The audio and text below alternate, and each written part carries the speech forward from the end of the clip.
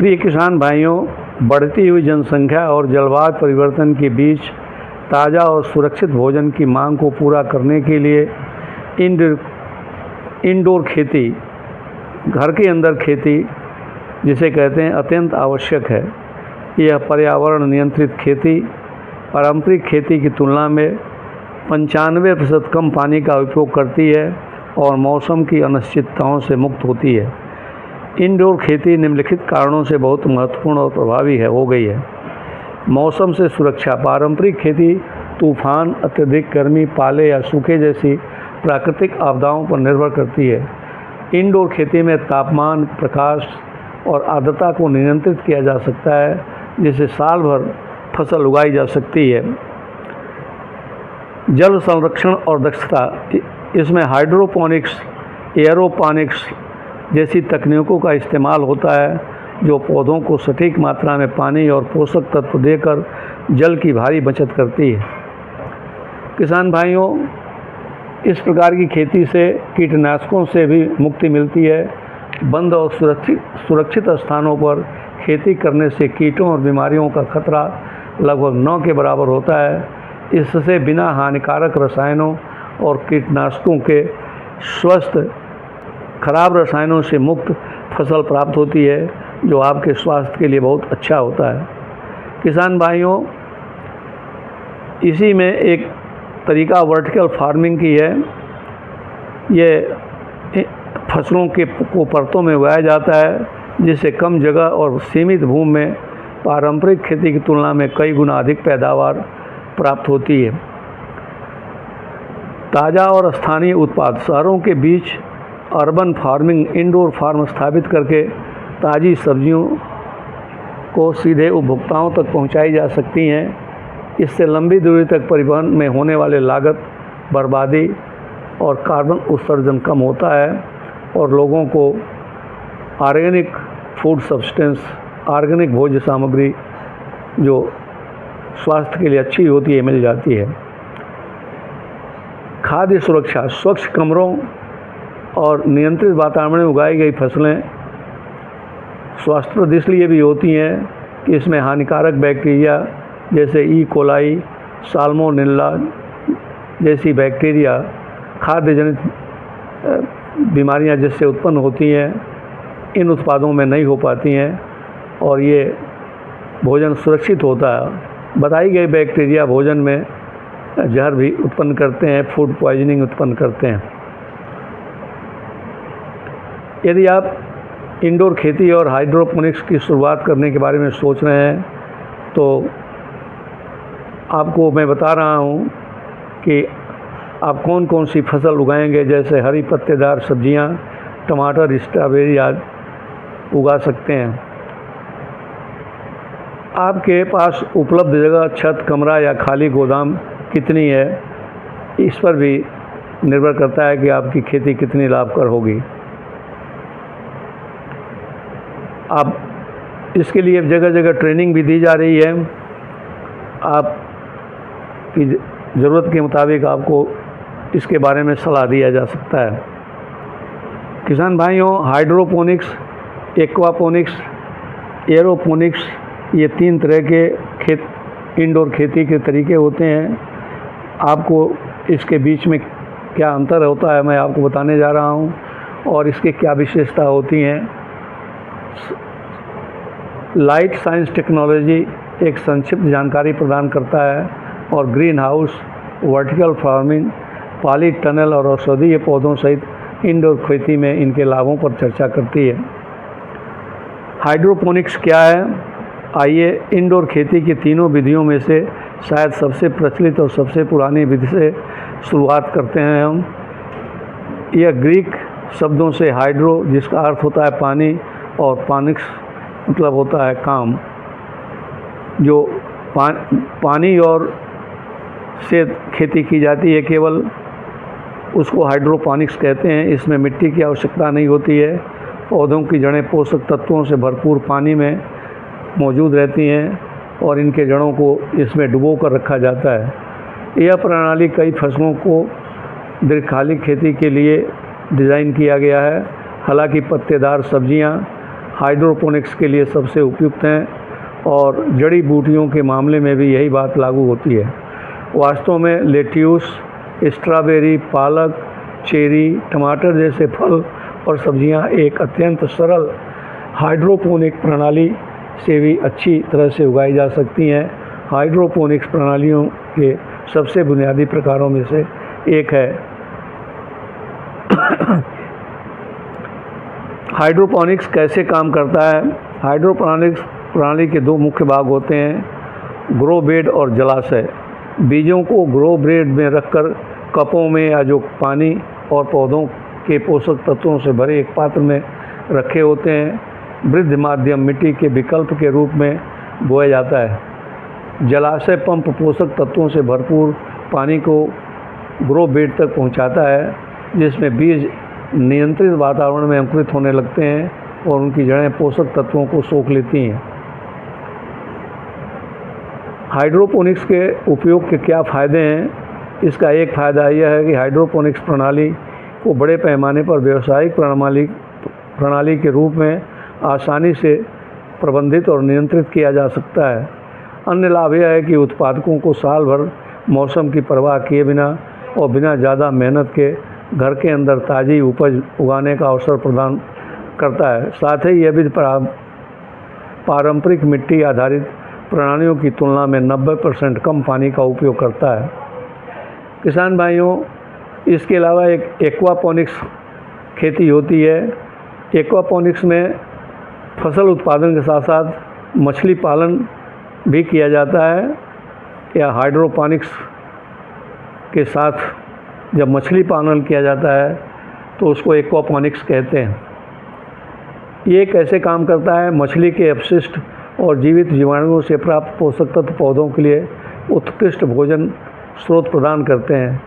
मछली डालने से न केवल एक प्राकृतिक पारिस्थितिक तंत्र बनता है, जिसमें मछली, पौधे और जीवाणु एक दूसरे से पोषण प्राप्त करते हुए फलते फूलते हैं, बल्कि मिलकर ये संतुलित पारिस्थितिकी तंत्र भी स्थापित करते हैं, जिसमें मछली और पौधे दोनों जीवित रहते हैं, जिससे इंडोर खेती की टिकाऊ अपील और भी बढ़ जाती है। एक्वापोनिक्स के उपयोग के क्या फ़ायदे हैं? आप सुन लीजिए। एक्वापोनिक्स के उपयोग की जाने वाली प्राकृतिक प्रक्रिया के कारण यह वैज्ञानिक रूप से बेहतर पौधों की वृद्धि, कम रोग दर, कम सिस्टम रखरखाव प्राप्त करने में सहायक सिद्ध हुआ है।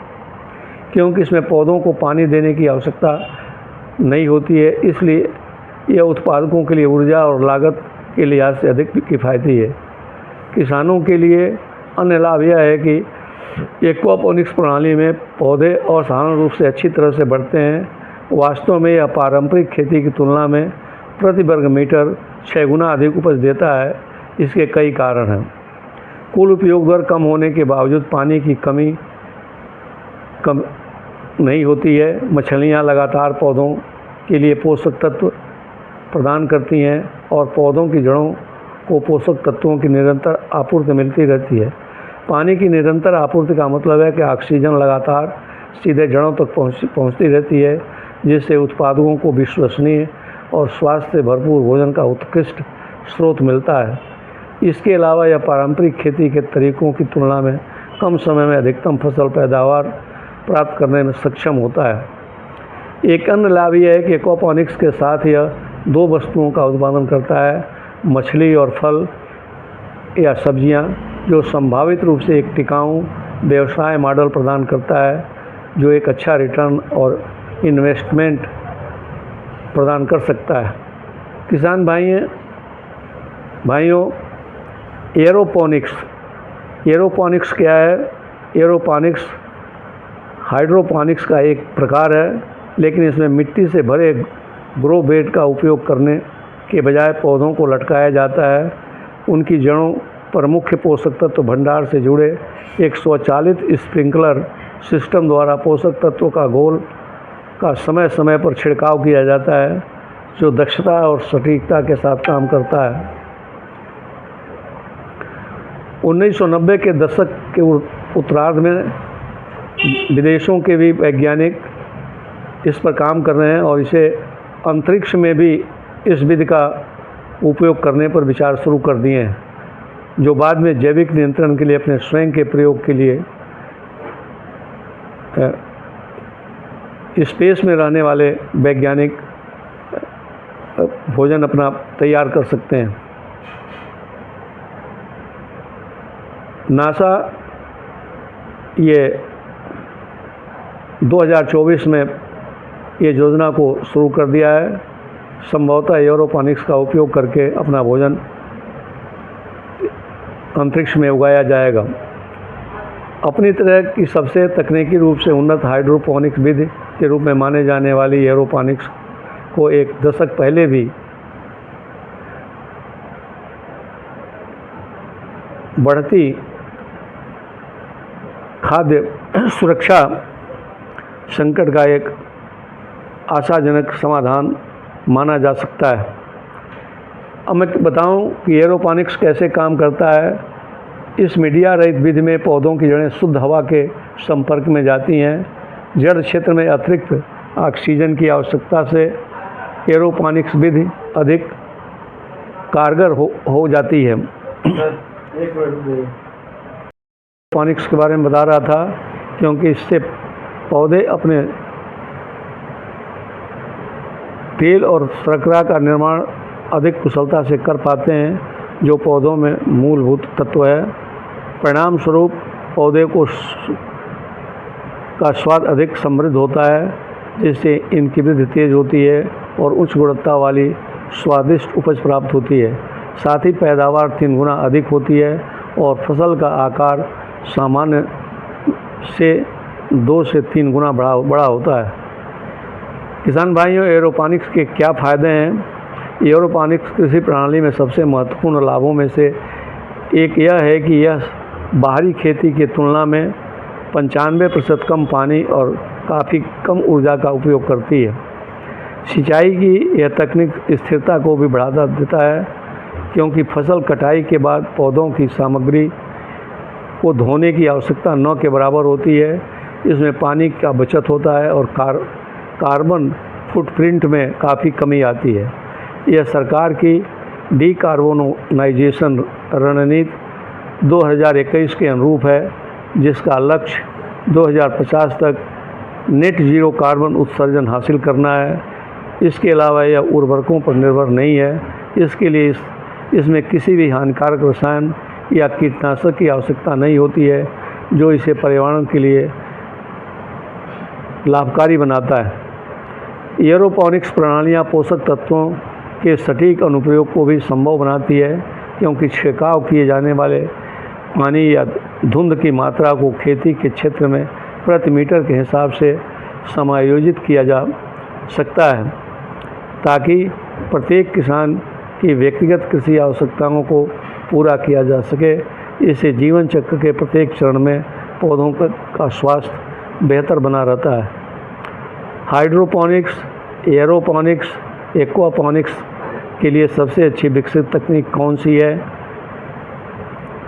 नवीनतम LED ग्रो लाइट तकनीक के उपयोग के साथ साथ उत्पादक अधिक टिकाऊ और ऊर्जा कुशल तरीके से अधिकतम फसल पैदावार सुनिश्चित कर सकते हैं, जिसमें पूंजीगत व्यय और परिचालन व्यय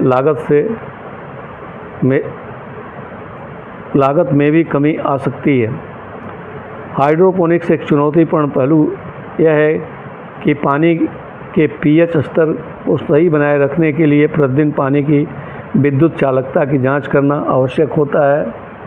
पानी के pH के स्तर के उतार चढ़ाव को पौधों को नुकसान पहुंचा सकता है, अतः कुछ परिस्थितियों में उन्हें मार भी सकता है।